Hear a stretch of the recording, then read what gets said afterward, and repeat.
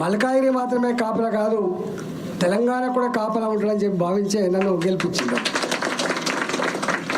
మీరు చూసింటారు, జీవితాంతం కొట్లాడని నా బతుకు.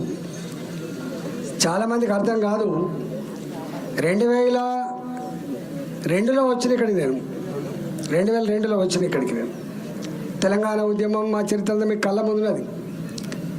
మొత్తం దేశంలో ఉప్పల్ రైల్వే స్టేషన్ అంటే గజ్జం అనేది ఢిల్లీ.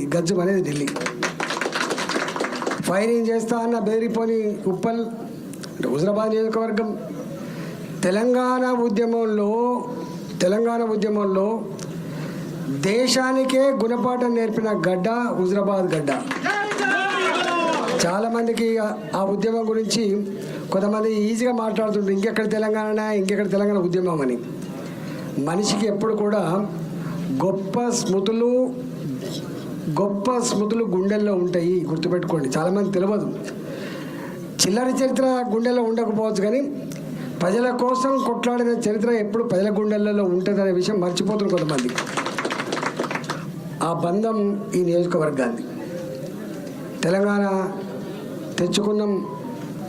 మీకు తెలుసు, మొత్తం ఈ కరీంనగర్ జిల్లాలో ఎక్కడ ఎన్నికలు వచ్చినా, ఈవెన్ కేసీఆర్ ఎన్నికలు వచ్చినా, 2006లో ఎన్నికలు వచ్చినా, 2008లో ఎన్నికలు వచ్చినా, ఎప్పుడు ఎన్నికలు వచ్చినా, ఎక్కడ ఉద్యమాలు జరిగినా మొత్తం తెలంగాణకు నాయకత్వం వహించిన గడ్డ హుజరాబాద్ గడ్డ.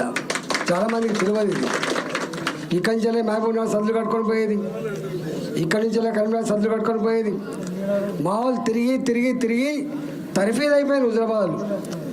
అంటే అంత గొప్ప పాత్ర పోషించిన గడ్డ హుజరాబాద్. అధికారంకి వచ్చిన తర్వాత ఇక మనం ఏం పని చేసుకున్నామో ఇప్పటిదాకా సతీష్ చెప్పుడుగా కమలాపూర్ దుబ్బల మీద పోతే తెలుస్తుందని.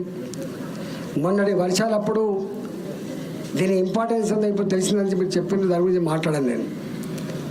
ఇలా కొన్ని 100 కోట్ల రూపాయలతోటి ఇంకొక 20-30 ఏళ్ళు ముందుగా ఆలోచన చేసి ఇవన్నీ చేసుకున్నాం.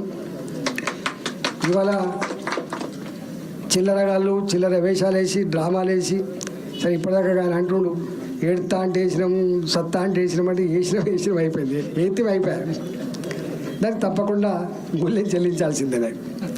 నేనేమంటున్నా, ఇవాళ మీకు నా విజ్ఞప్తి ఏంటంటే, మీరు సర్పంచ్ గెలిపించేయండి, మీరు ఎంపీటీసీలను గెలిపించేయండి, మీరు ఎంపీపీలను గెలిపించేయండి, మీరు జెడ్పీటీసీలను గెలిపించేయండి.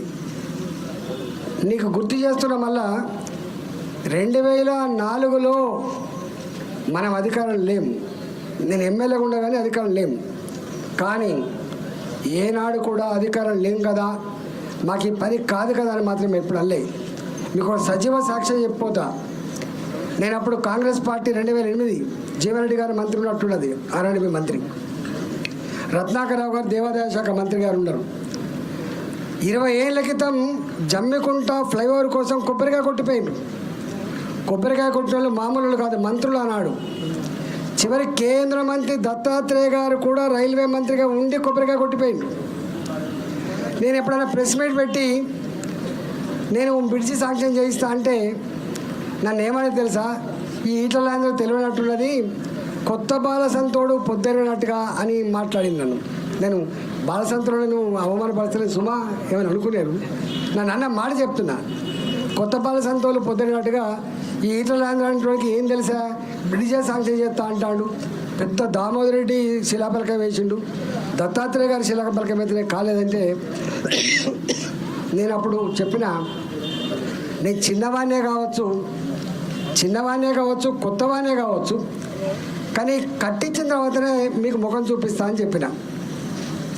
నేను శాంక్షన్ చేసుకొని వచ్చి తల్లాడిన భూమి గిది అంటే ఎవడు ఇవ్వకపోతే లాస్ట్కి అక్కడే కడతా అంటే రత్నాకరరావు గారు పాపం చనిపోయినారు, జీవన్రెడ్డి గారు ఇప్పుడు ఉన్నారు. వారు అన్న మాట ఏంటంటే, మీ